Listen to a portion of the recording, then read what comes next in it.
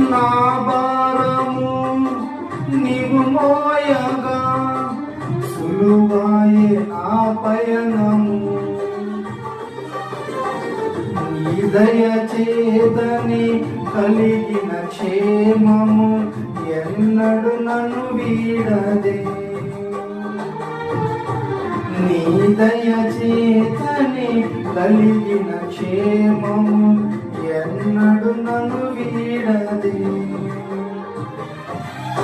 నీ సన్నిధిలో పొందిన మేలు తరగని సౌభాగ్యమే.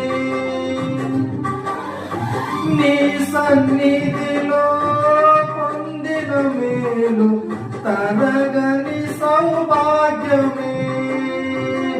యేసయ్యా